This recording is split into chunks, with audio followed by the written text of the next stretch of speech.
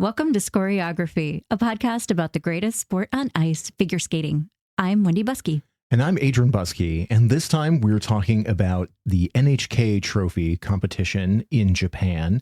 This is the sixth and final of the qualifying competitions for 2023. For the 2023-24. It's funny saying 24 because the Grand Prix will be done by the end of 2023, but it's part of the 2023-24 season. But anyway, it is the final qualifier event for the Grand Prix final. And it was a wild one. Yes. So last episode, we talked about how we thought of this one as the wild card event because a lot of the major players had already competed and locked their places, you know, so a lot of the people that you'd be expecting going into this into the end of the Grand Prix final, Kaoru Sakamoto and Ilya Malinin and Isabeau Levito and Adam Sauenfa and like just a lot of these other competitors have already locked in.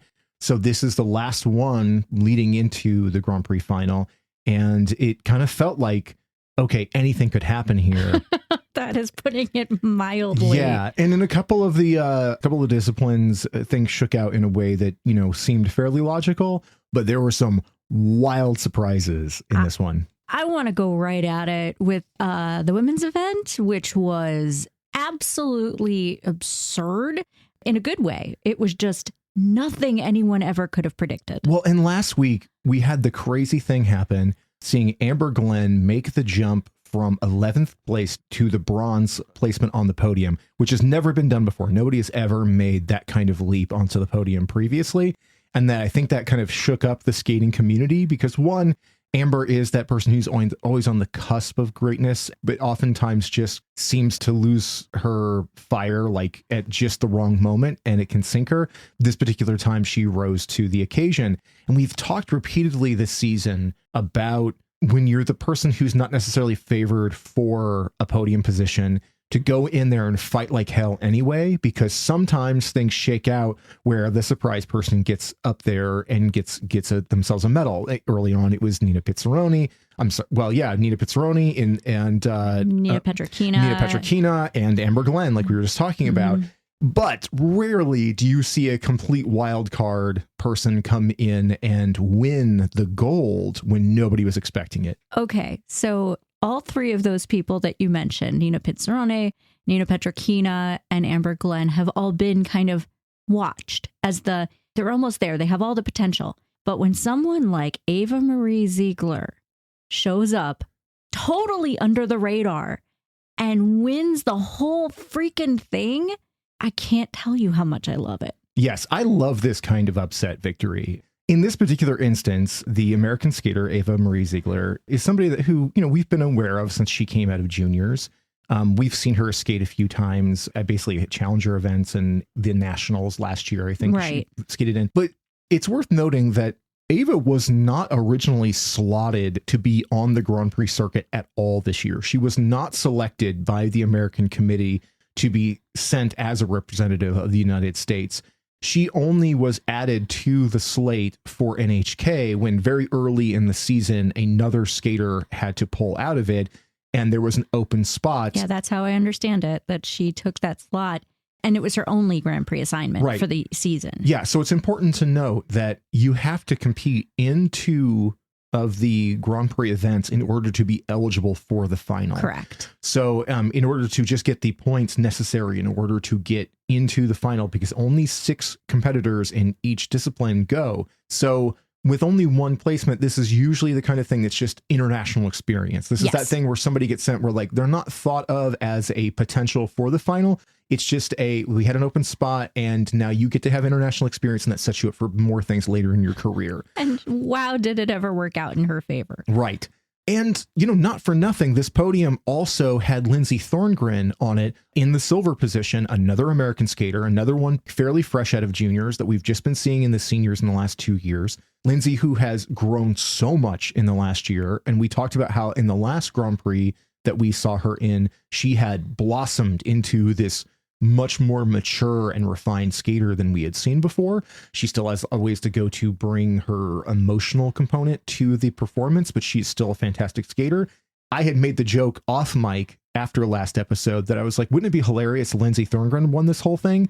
And she almost did. And she almost did. She literally was a fall away from it. So yeah, let's kind of talk about how this all shakes out, because the podium was Ava Marie Ziegler and then Lindsay Thorngren, both from the US. And then the aforementioned Nina Pinzarrone came in from Belgium and also got herself on the podium. And also got herself a ticket to the Grand Prix final. Right. Another big deal. Two Belgian women? Yes. Yeah. Amazing. So along with Luna Hendricks, you have Nina Pinzarrone, who has been very open about the fact that she's gunning for Luna. Which I think is great. I mean, this is a competition. This is a sport. So, yeah, she's saying she's not being disrespectful. She's just like, hey, I have a target, and that's fair. Yeah, like Luna is a mature skater at this point. I mean, she is in her early 20s and has been in the circuit for a long time.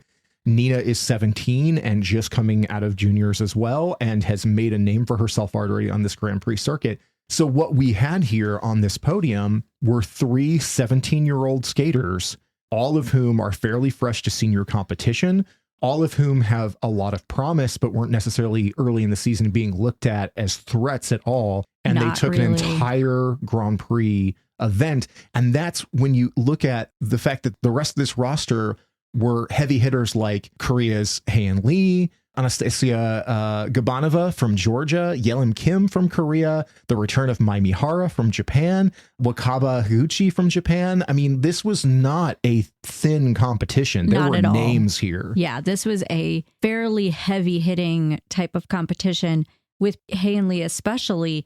She's our reigning world silver medalist, and she came in 4th here, and she has been consistently doing okay. I wouldn't call it a rough season for her so far. I would just call it very mid. And maybe that's good. If she can come back the second half of this season, that could bode very well for her. Last year, she blossomed at 4 continents and won that competition, and then took silver at Worlds because of it. So maybe the slow roll is good for her. But so far this season, we haven't seen what we saw last year from her. And Yelim Kim has had, I would call hers a rough season to start. Yes. And that's frustrating, as she is absolutely one of the best skaters out there right now. But she came in 7th here.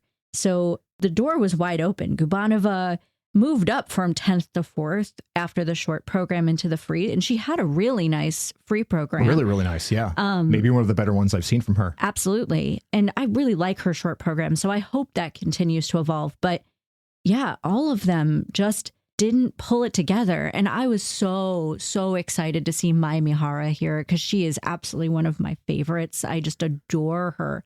But with her coming off of an injury and this being her first competition of the season, I'm not terribly surprised that she landed farther down in the standings. Yeah, I'm just happy to have Mai Mihara back. I talked a lot last season that her short program in the 2022 season was my favorite. I just absolutely loved that short program. She just radiates joy on ice, and I love her. But yeah, here wasn't her day. That's all it was. And I don't feel like that bodes poorly for her going forward in the season.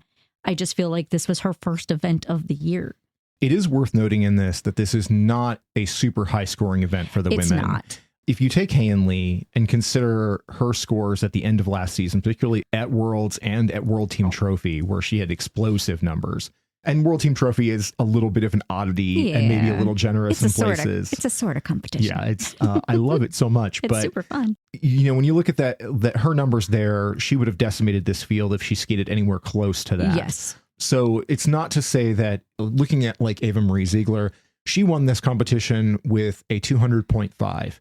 And that is a very respectable number for a skater at this point in her career. But it is not on the same scale of Kaori Sakamoto and Luna Hendricks and Isabeau Levito when you look at the best scores of the season. No, it's a solid, even if we're talking about Isabeau, she's still, like, Ava's 200 is a huge milestone for her. Huge, yeah. Like, getting over the 200 mark is a very big deal for any single skater in the women's event. But we're looking at a 208, I think, is Isabeau's high score of the season. So it's not totally out of range. It's still in the same ballpark, but it's a noteworthy amount back. If we're looking at Kaori Sakamoto, it's more like 226. Right. So yeah, it's not in that category, but it is, I think, somewhere around the 6th or 7th highest score this season so far. So it puts her very much in the conversation, especially going into U.S. Nationals. Mm-hmm. I think that's the thing that's most exciting here, is that you dropped someone into one Grand Prix event for exposure, and she got over 200 points and won the whole damn thing after being fifth coming out of the short, which is noteworthy as well. It's incredible. And I hope she can take this momentum forward and really start making a name for herself. We need more women in the United States coming forward. And it's not just the Isabeau show. Amber is so remarkably talented. And gosh, I wish she would take nationals. I love her. But having an Ava Marie Ziegler, having a Lindsay Thorngren showing up like this, it makes U.S. nationals so much more exciting and interesting going into it. Yeah. I feel like so much of the weight of the future of women's skating in the United States has just been placed on Isabeau. Absolutely. And that's not fair to her either. Well, yeah. I mean, there's always that talk like, oh, she's the queen of current, women's skating, whatever. And Isabeau is fantastic, no question. And Amber is always the wild card as far as, being a great skater who doesn't always put it together. And then you have, Star Andrews, who is a lovely skater who just does not have the technical or the consistency to really land on podiums on any kind of regular basis. And then other up and comers like Audrey Shin have just not performed up to the level that would be needed to be competitive on the national or international stage.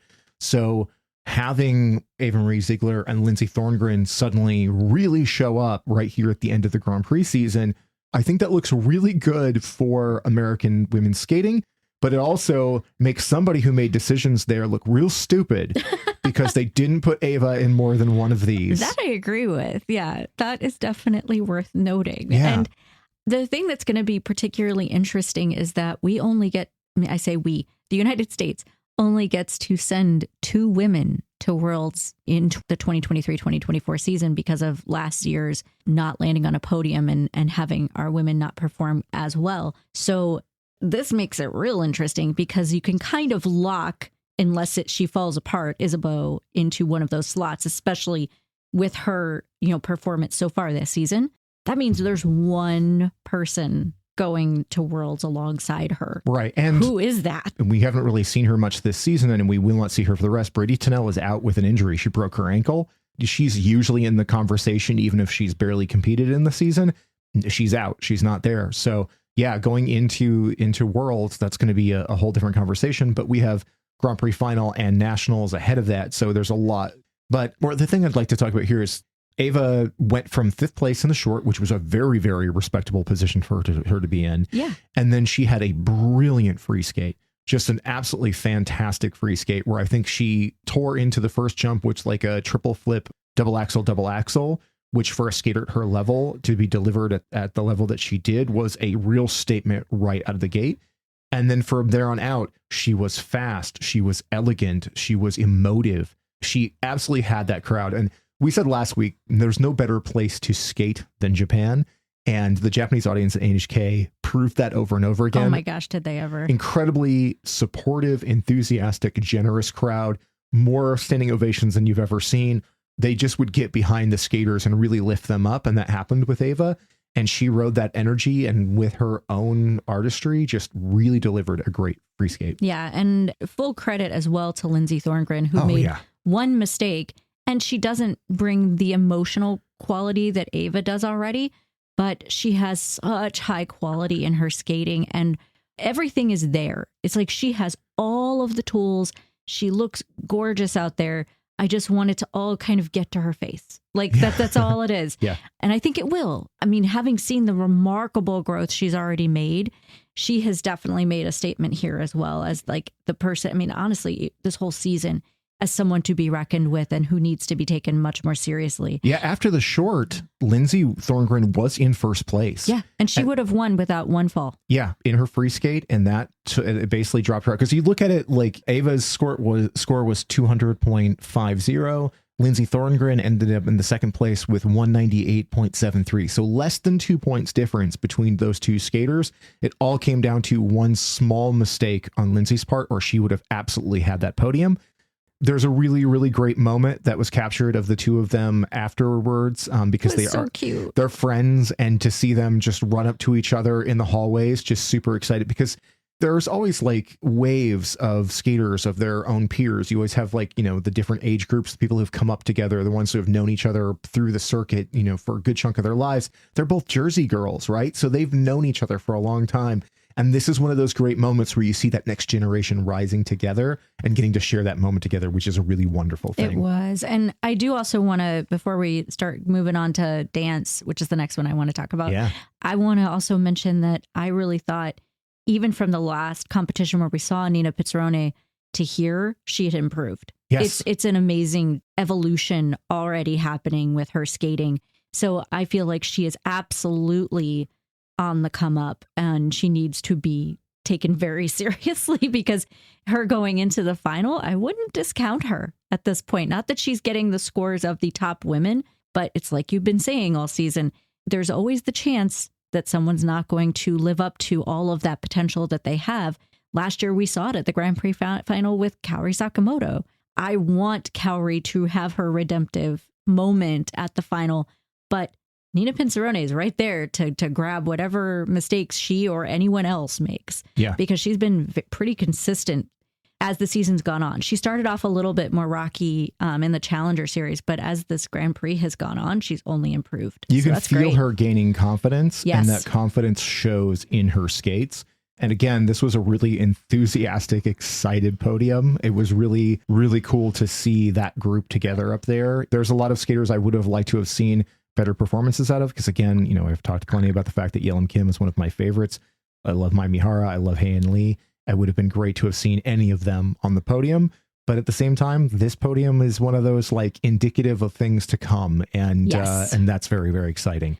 But when we talk about podium craziness, oh my gosh, like that one will definitely have people talking for a while, but certainly a bit of a shockwave went through the fans of ice dance with the way that the podium shook out for that event. There is so much drama in ice dance. There always is. And this one, you could feel the tension. I think it's amazing, but also I have so many feelings about this. So the gold medal went to Lila Fear and Lewis Gibson, which on a normal day would not seem a shock, because they have been consistently performing better and better, you know, becoming one of the best top teams in the world. But they beat Charlene Guinard and Marco Fabbri from Italy, who are the reigning world silver medalists and considered favorites going into Worlds. And granted, they only beat them by less than a point. It was not by much.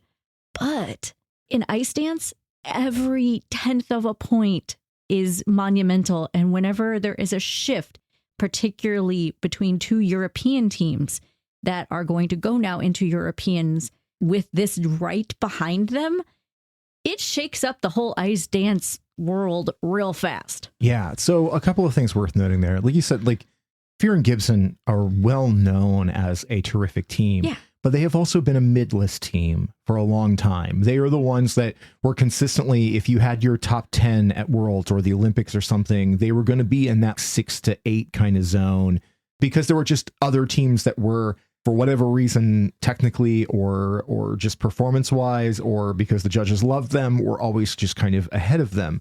They made it to the Grand Prix final last year. They did. But they don't typically end up at the top of podiums at the big international competitive events. So this is a really big moment for them. But the thing that's also interesting about this is, just like you said, ice dance is very political and very regimented in a lot of ways. We've seen over and over again that when the rhythm dance ends and the initial lineup is set, the set of scores, it really doesn't fluctuate too much after that. Nope. We really don't tend to see a lot of movement. Sometimes lower down, somebody will go from 6th to 7th, or it'll flip around a little bit. But so often 1, 2, and 3 are almost locked after the rhythm. Yep. Something really catastrophic has to happen for a change to happen. So here, after the rhythm dance, Guinard and Fabbri were in first place, and they were absolutely dynamite in their rhythm dance. Oh yeah, they were fantastic. And Fear and Gibson also have a wonderful program, and they were in the second place by a smidge, and that kind of made sense based on everything that we know about them through the season so far.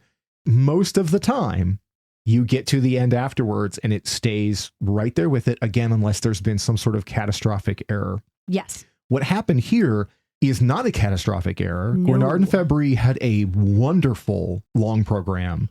The free skate was beautiful, and it was elegant, and it was the type of thing that I think For all that they are a very avant-garde team in a lot of ways, I think that their free skate sort of matches a more classic idea of skating and ice dance.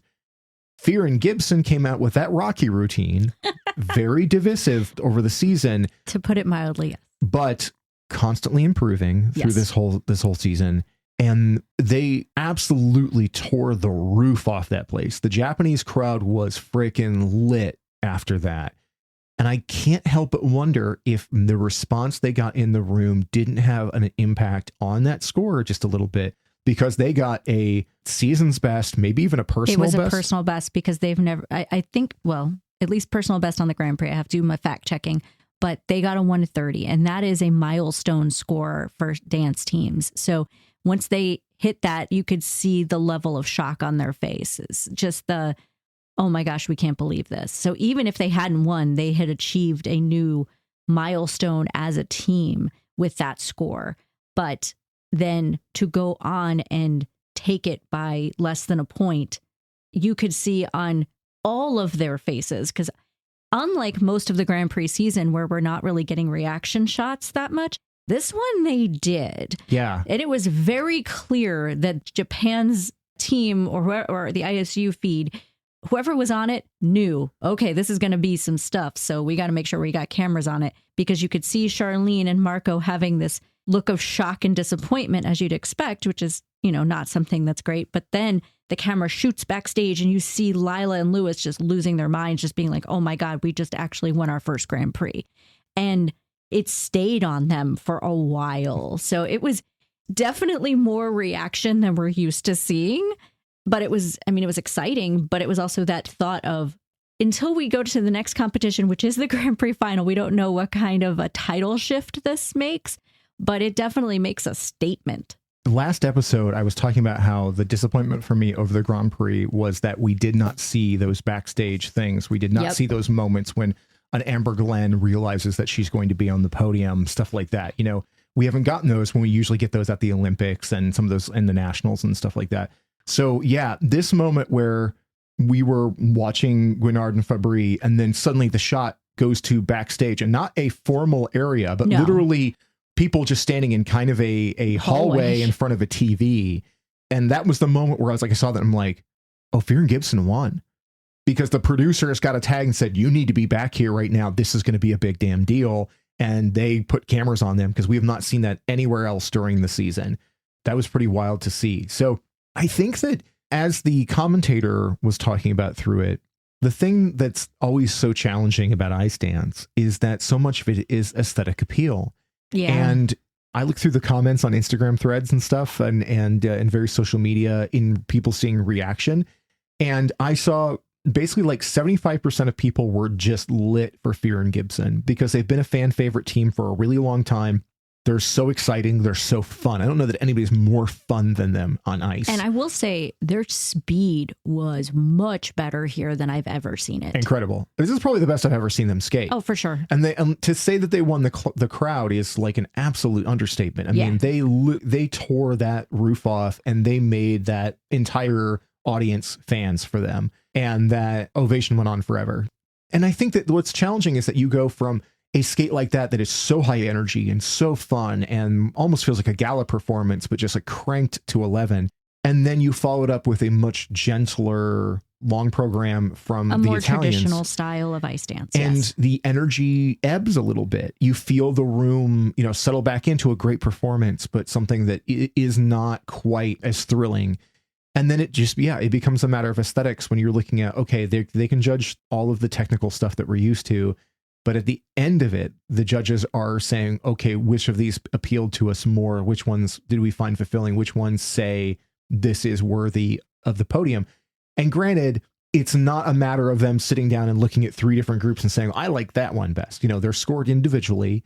But when Guinard and Fabry, who, again, didn't have mistakes. No, they were brilliant. They were absolutely terrific. They just were given just a little bit less than they needed. And you can have that feeling sometimes, like this is the judges saying, we're scraping off a little bit here because this is the outcome that we want. I'm not putting words in anybody's mouth or saying that's what is happening there, but it's what it feels like.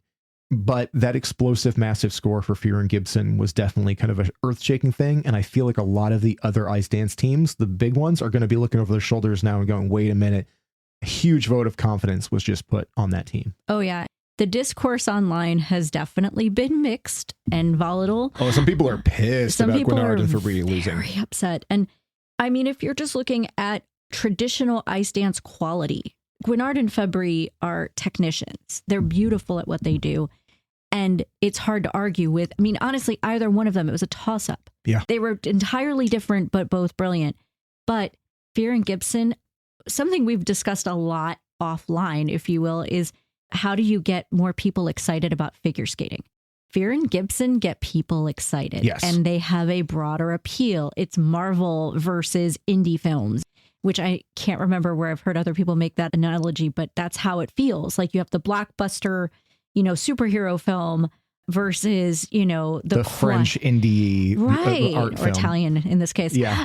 But yeah, it's all personal taste. And I can't blame anyone for liking either of those two things better. But if you're looking at a team that could actually generate a lot of fan base and get people excited, it is Fear and Gibson. So continuing to push them forward, there's a value there. Mm-hmm. Yeah, I absolutely agree. I don't want to discount the third place because the Lithuanian team of Alison Reed and Saulius Amberlivikas, I love this team. We saw them at a previous Grand Prix, and I absolutely love their programs there. Their free skate has this very interesting thematic that's talking about how people spend too much time on their phones and not enough with actual human interaction and connectivity. And too many times, big thematic programs like that can buckle under the weight of big ideas, but theirs really, really works. And I thought it worked even better here. Their rhythm program is to Guns N' Roses. I mean, I'm so here for that. It really appeals to me. We were talking earlier today about them, and I think that the benefit they have is that they aesthetically are so unique. They look very different. They're a powerful team, and he is more the show, and she is the stalwart, steady partner. Their choreography always benefits and plays to that, and I think it's really well done to highlight the strengths of both partners, and it's not soft. Like nothing about them is soft, and I like that. In ice dance, that is such an expectation. So it's kind of fun to see a team with an edge that is kind of moving forward in the ranks. And I agree. I really like them. I also want to point out fourth place was the brilliant Finnish team of Turkila and Veslus. And they were incredible and on the podium last week at Espoo. And I thought that they were equally brilliant here. So them coming in fourth sounds like a disappointment, but they were only about 5 points-ish behind third. And I still think that this is great progress for them overall. Oh, yeah. They have such a gorgeous free skate. I think the thing that hampers them is that their rhythm program is... It's just okay. It's just okay. It's very forgettable. Yeah, it does not live up to the absolute glorious nature of their free skate. No. But there's so much quality to that team, and they are wonderful to watch. Before we move on, I also want to give a special mention to Emily Brady and Ian Somerville from the U.S. They were really splendid here. They came in sixth, but they are the team of the future type of partnership that you can't ignore. Their speed, their flow, their presentation, they've been steadily improving all season. And here I particularly noticed that level up. So they showed well. I was a little underwhelmed with them early in the season, and I was really pleasantly surprised by their performances here. I think they are also another team, similar to what you're talking about with the Lithuanian team, where the male skater is the little bit more dynamic and flashy skater of the pair. And so that puts the female skater as more of the anchor of the team. And I think it works. And I think it works for both those teams. And I like seeing those dynamics change up a little bit. In a few weeks, I think they've shown a lot of progress and growth. So the ice dance competition all the way around was really, really good at this. It was very strong and always fun to have a little drama. Yeah. But let's move on to one that was a little bit more what we expected in the pairs, with Hassan Volodin taking their second in a row. Minerva Fabienne Haas and Nikita Volodin, we saw them just, last week? Last week. And they took the gold there as well. This is still a relatively new team, I think. Mm-hmm. And now they're a relatively new team with 2 Grand Prix gold medals. Well deserved. They have a ton of quality. Even more deserved here, I think. Yes. They came a long way just in a week. In a week after, I'm sure, having some serious jet lag, they looked stronger here. This team is really, really impressive. To say that they've made a name for themselves is such an obvious thing when you take 2 straight Grand Prix events, but they're really enjoyable. They bring a lot of joy to the ice. Minerva in particular just glows. There's such an open friendliness to her when you see her interact with the other skaters, both in the podium ceremony, which was adorable for the pairs. I was so cute. But also seeing her in the gala and stuff too, like she's so lovely, and he is a great partner, so strong. He's a little bit more subdued, but you could see him kind of opening up at this one too. And yeah, I was just really impressed with them. They were great to watch. They were extremely impressive, and I'm just happy to see another pairs team that is genuinely exciting on the circuit. And to be fair, I think this whole podium really was like. Yeah. In second, we had Bakari and Guarisi, and we had seen them early in their season with their Cats Long program, otherwise known as Kitty Paws. And I was not impressed with the long program. I liked their short just fine, but there is also that awkward balance of she's 19 and he's 35, which feels kind of awkward. But here, you could actually feel them becoming more of a partnership. Yes. And in general, their technical skills have improved since the last Grand Prix they were at. There was definitely a lot of steps forward. And they were really good at this one. I was really impressed with their growth between events. I was really impressed to see, when we saw him last time, he's a big dude, right? He's humongous. He's one of the biggest, most muscular guys in the sport right now. And I felt like the first time we saw him, he just felt like a little bit of a stiff. Yeah. A little awkward at times. And this one, he was playful with the crowd. He was getting people to do the wave. He was being a lot more goofy and whimsical. There's a lot more personality to that guy than I was expecting. There was. And it was a refreshing change because he seemed like you're doing Cats. We need some camp here. And he wasn't bringing any camp, and it was annoying. Yeah. Here, I felt like he had a little bit more. He was ready to play. Yeah, I really liked all of their skates. Particularly, like I said, I really liked their gala performance. Their gala performance was actually my favorite of the ones that they did. Right. Because they do one of those programs that is very much a story, and it really, really worked. But yeah, as a team, they are gelling very quickly, and it worked really well. Yeah, and third place was another Italian team with Gallardi and Ambrosini, who I thought showed really solidly. And I really particularly like her. I think she's got so much personality on the ice. And it's just a refreshing change. It's lovely to see 3 teams that all looked entirely different. Their vibes were all very, very different. And that's, I don't know, pairs can seem so samey with you do your lasso lift, you do your triple twist, you do this, blah, blah, blah. It was nice to have some character. It was really interesting to see an all-European podium for pairs as well. And like I said, watching the medal ceremony for it, they were all so hyped for each other. Yeah, and that's the thing I always love to see is just when you see everybody is they're the cheering section for the other people on the podium. They were all hyped for one another. That's always your favorite, international love. I love good vibes, man. I'm here for good vibes. It's the thing that I love in a sport where, yes, there is competition. Yes, there are rivalries. Yes, it is an athletic sport, and you have to be pushing and moving forward. But what I really always love to see is good sportsmanship, support, friendships, all of those things. And I think that's so important for the sport growing with an audience, with the Gen Z and the Gen Alphas and, the late millennials, whatever, anybody who might be discovering the sport now. It can feel a little bit impenetrable, especially when you can't get it on TV a good portion of the time. Oh, I know. And I think that watching things and we've talked about this, I think last season, but watching things like American Ninja Warrior and the rise of that and its popularity, so much of that is because of its good vibes and its community of support rather than the kind of toxic communities around a lot of other sporting things. Yeah, having rivalries, but not bitter ones. I love athletic competition where you have people who are being competitive. It's a sport. It's supposed to be competitive, but that doesn't mean you need to be hateful, bitter, angry. I don't know that is, to your point, the vibes that work, especially with, young figure skating fans. I think it's why you see the popularity of people like Jason Brown, who might as well be a warm, fuzzy teddy bear. and people love him for it. He brings the good vibes and people are here for him. So Right. I think the more of that type of personality and just seeing more of those international friendships makes it only that much more appealing.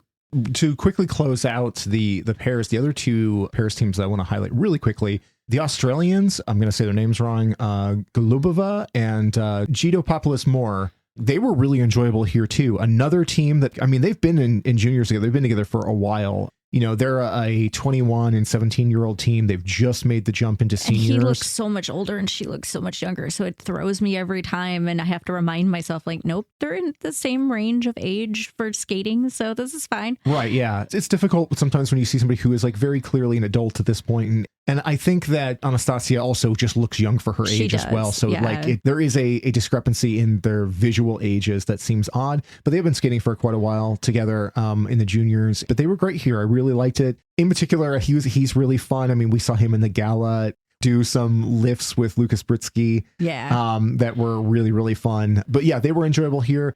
In sixth place, the Americans, Chelsea Liu and Balas Nagy, they didn't do as well here as we were hoping for. It was a little bit of a bummer considering how well they did at Skate America, getting onto the podium with bronze, but still, as a relatively new team, I'm still just excited to see where they go. Like they have, for my money, maybe the best triple twist going right now. Oh, it's gorgeous. She floats. Chelsea is extraordinary in the air. She didn't really have her feet underneath her for the jumps at this one, and that kind of held them back.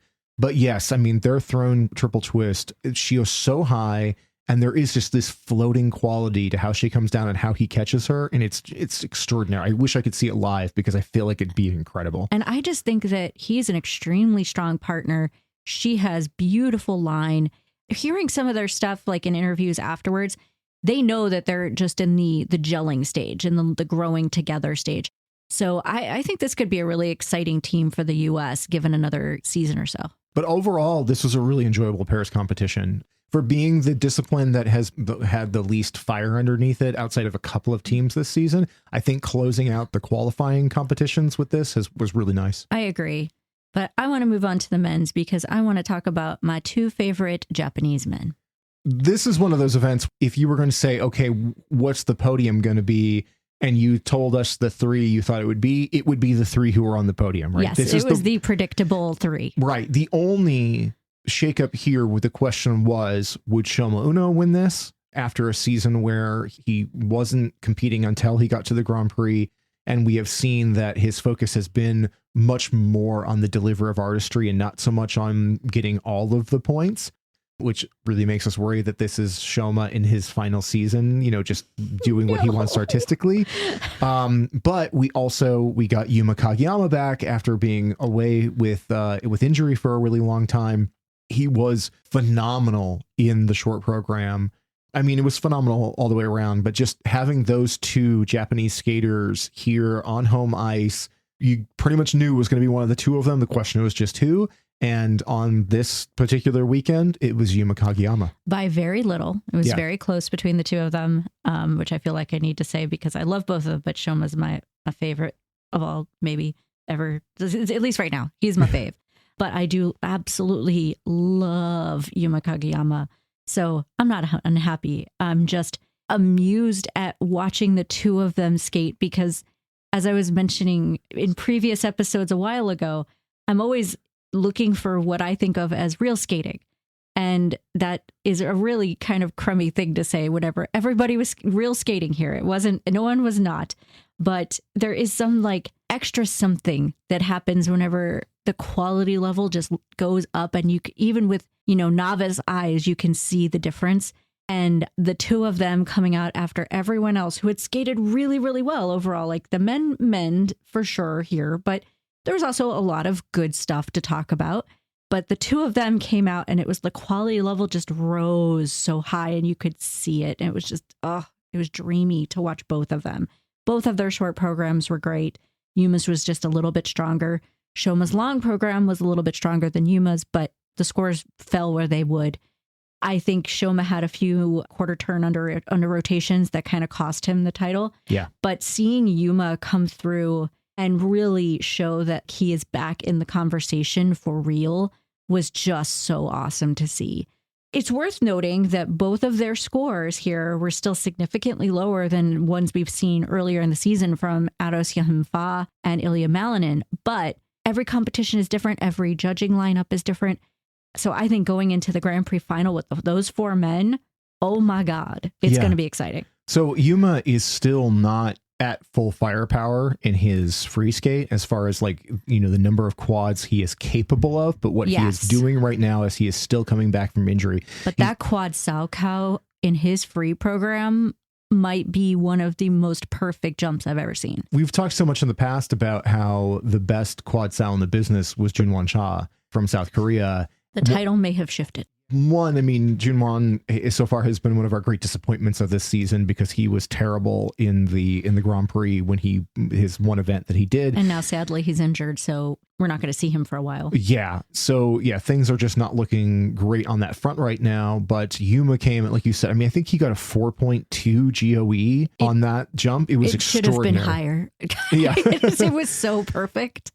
Yeah. Even Ted on the commentary was just like, wow. Yeah. Yeah, it really doesn't get any better than that opening jump. Shoma could have taken him with a perfect program because he just has greater technical as far as, if he hadn't gotten those under rotations and stuff, he's got more quads and Yuma just isn't quite there yet. When we look at this, his winning score was 288.39. When you put that in perspective with Adam Shaum-Fa and Ilya Malinin earlier in the Grand Prix season, those guys beat that score by like 20 some odd points or something. Ilya is about 25 because I think he was at a 310. Adam, I believe, has a 305, 306, somewhere around there. Yeah. So it's definitely significantly lower. But for one, I think both of them with additional technical added in can absolutely be in that mix of those scores because I believe both of them have hit over 300 before. So I think it's just a matter of what happens at what competition. It really is going to be dependent on the day because Ilya does not have the artistry that of any of those three men. Adam is brilliant. Shoma and Yuma are just next level with their artistry, but Ilya can pretty much demolish anybody with the jumps if he's perfect. So it's really going to be very, very interesting to see the four of them. Yeah. But here, I mean, this is where you see two extremely well-rounded skaters. The thing that, we always talk about, whether it's on the mic or off, is that the moment that the music starts and Shoma Uno starts to move, there is just such a radical difference. I could just watch him skate forever. I mean, it is phenomenal. And I don't think Yuma carries quite the charisma factor that Shoma has. Shoma is this awkward little guy off the ice. But when he is performing in current skating, there's nobody who holds an audience quite the way he does. The only person I'd say that is close to it is Adam Shaum-Fa because his charisma level has just rocketed through the roof this season. That's fair. It's just very different. It's just very, very different. And that's one of the beautiful things is all of those guys, that spread of guys that are going to be at the Grand Prix final. And we're going to do a whole other episode as a lead up to that. Yes. But in an event like this, where some of the other men kind of fell apart a little bit. And overall, the field wasn't quite as strong. Right. Lucas Spritsky was a obvious pick for that third place, and he slid right into it, and he did it really, really well. Lucas has shown up at every event, given really, really good performances, laid down solid numbers, had good jumps, given really fun gala performances, yes. And is winning fans. He has been making it known that while he is, like I was talking about a little bit earlier, I made a reference of being like a mid-tier skater. Yeah. Lucas is kind of in that upper mid-list kind of group right now. He is not at the level of these other guys. And I kind of felt like his programs maybe last time we saw him were maybe a little better. I think so too. But again, there's a certain like je ne sais quoi of like a charisma factor of this sense of like a person who's coming out and winning the crowd through his sheer enthusiasm and just sort of goodwill, along with just skating very, very cleanly. And that's what Lucas did. Yeah. In fourth, you had Nika Idgatse from Georgia. Admittedly, I'm not a big fan. He's fine. Unfortunately, regardless of him as a human or even as a skater, I don't love his skating anyway, but the fact that he's coached by Tutberidze doesn't win him any points.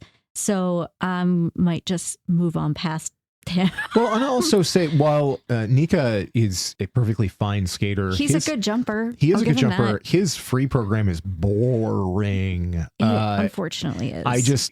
All other things aside, I found myself falling asleep during his free skate, and it just didn't impress upon me. I don't want to be too negative, so I'm going to keep moving. But in fifth, you had Camden Pulkkinen, who I feel like had a lovely short, was in good position in fourth going in, fell apart a bit in the long. There was a couple of times during this competition where I just out loud said, Cameron, what are you doing? Yeah. Or, Camden. Camden, what are you doing? Yeah. The thing with Camden over and over again over the last couple of seasons is this is a guy that has a lot of quality, that he's got all the skills. It just really comes together. He just feels like a guy that once the lights are on him and he's out there in competition, that he just doesn't quite deliver. And, unfortunately. And it makes me sad because I really like Camden as a guy, as a personality. I like him. And I think he's got gorgeous pieces. Like some of what I've seen him do is lovely. And I think he's capable of it. But I haven't gotten that feeling of he's the potential next person. At least not since his fourth at Worlds a couple of years ago, where it was maybe Camden's coming into his own. And then no. Well, and I think a lot of it stems from, he was also splitting time between college and competition, and still is. And I think that shows. And I mean, and I can't fault him for that. Not at all. Skating is not his entire life. And it is really hard to be super competitive if you do not make it your entire life. That's fair. And right now he's in college, and he's been talking about how he's been at events and doing a short program and then going and finishing a paper in his hotel room. Yeah. And that is a really rough way to balance those two things. I can't imagine. So yeah, that's very fair. Yeah. The one other person I think we should mention here is Dennis Vasilios. Not because he performed particularly well, because he didn't. He came in seventh. He was in fifth after the short, came in ninth in the free skate. It's more because Dennis is an artist and he's a beautiful, beautiful skater. He performed in the gala and his exhibition was extraordinary. Absolutely. And I am at the point where I'm wondering why he's still competing, because he is a brilliant artist on ice. Like, he's such an incredible performer.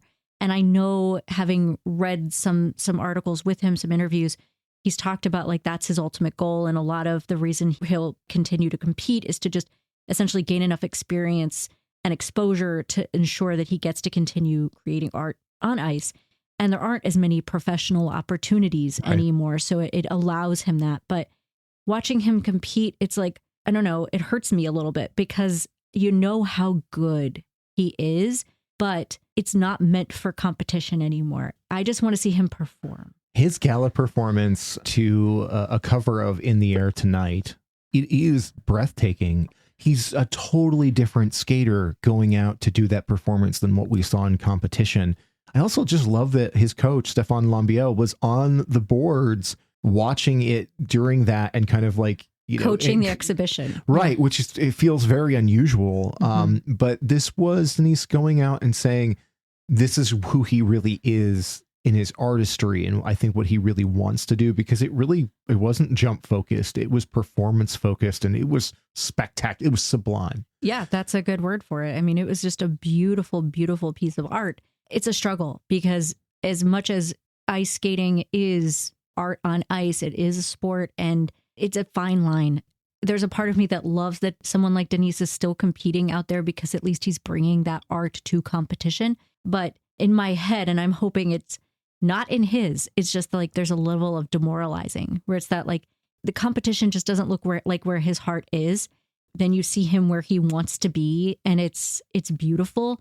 So I don't know. There's almost that like I want Denise to be happy and I want his skating to thrive, but I just don't feel like competition is where his heart is. At least that's, and granted, I'm not in his head, I'm not in his heart, I don't know, but it's just watching him, that's how it feels. Yeah. I want to talk about a bonus element here outside of the competition. Sure. We've mentioned the gala a bunch of times, and the gala is always one of my favorite things about it because I just love the chance for a lot of these skaters to show different sides of their personality, to really see what they'll do when they are not required to be skating for points, but instead skating for entertainment or skating for enjoyment or for aesthetic. And there are silly ones, certainly. I mean, humor is so often a big part of it, and particularly people like Lucas Brzezicki win the crowd with elements like that.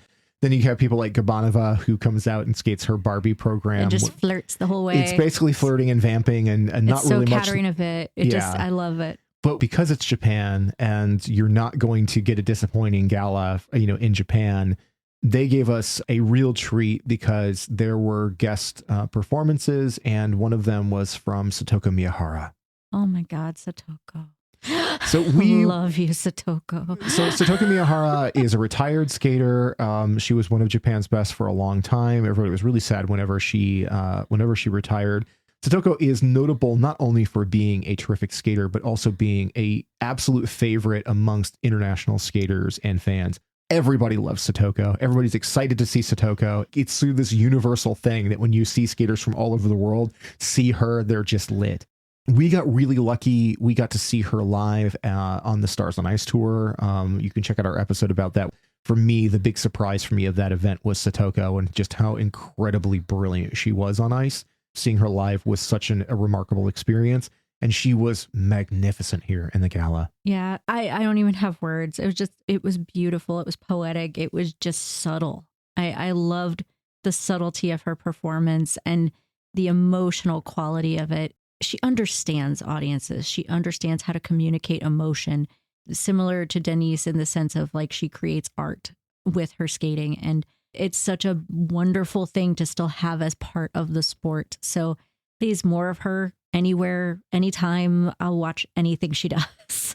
Also, I think in the nice capper for the gala is that one of the other guest performances they had was Japan's Mao Shimada. Mao Shimada, who is a skater who is still in juniors and will be in juniors for a couple of years. I think she's only 14 years old. Yeah, she will not make the next Olympics. Mao Shimada came out and did her current competitive short program, which opens with a triple axel, which she landed cleanly in the gala. Yeah. And basically what you watched was her do a gala performance of her competition piece that she's doing in juniors that would have beaten any other woman at this event in competition. Mao Shimada is extraordinary. Now, the challenge is always, particularly for women, is that like a lot of them have more ups when they're younger, and as their body changes over time, you can see a difficulty adapting to that bodily change and what it means for you. Alyssa Liu was one of those skaters who when she came out of juniors, she had a triple axel and she could just jump all over the place, and then her body changed and you could see that created difficulties for her. We've seen a few of the different skaters this season just grow a lot taller. I'm trying to remember Kimi Rapond, and there's another one I forget, who both these women skaters grew several centimeters just in the last 6 months and are trying to adapt to bodies that are now longer, and that changes the way you jump. But right now, Mao Shimada is Japan's upcoming secret weapon. That's no secret because everybody's staring over their shoulder being like, oh God, let us get some awards before she gets here because she's going to wipe the floor with us. Yeah, pretty much. Like, just for a little bit of added context, if we were talking about highest overall ISU scores of the season so far, you have Kaori with 226, you have Luna Hendricks with 221, and then you have Mao Shimada with 213. In juniors with a 213. So, and it's not just because of her jumps. She is also a remarkable artist. She is, and an incredible spinner. Oh, yes. It's beautiful. So getting to see her in that format was really wonderful as well. And just a reminder that like Japan's field is deep. Yep, I mean, deep, and the youngins are coming for everybody else. Yeah. So wrapping up here, I don't want to get too much into the prep for the Grand Prix final because we are going to do a preview episode, leading into that because there's a lot to talk about with that.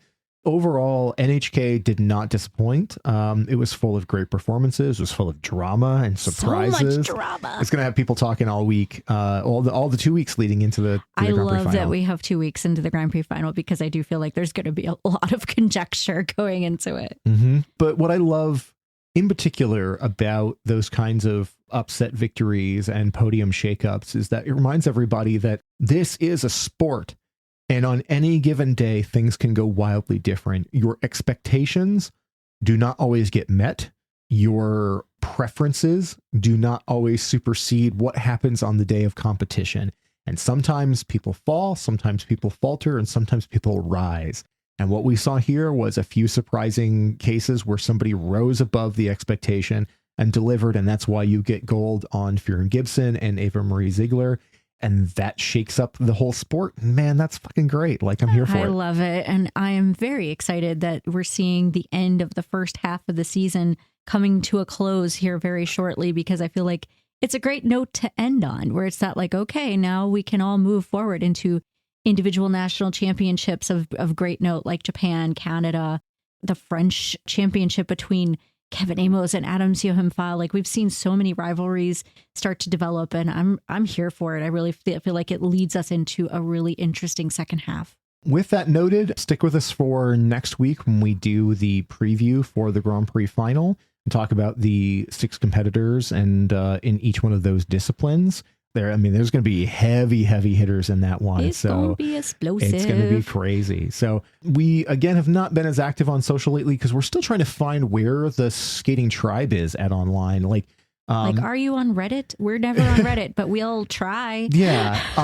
I feel like I still see most of the skating discourse happen on Twitter, but Twitter is just not a healthy place to be at this point. And we don't like being there. So I check in there and, occasionally converse with people. But overall, our preference is to kind of stick with Blue Sky and Threads and Instagram right now as we kind of find the footing for where the fan base is going to live long term. But as a reminder, everything for Scoreography is available at scoreography.show. That's our website that has all of the episodes, all the links to subscribe, all the links to the different social medias.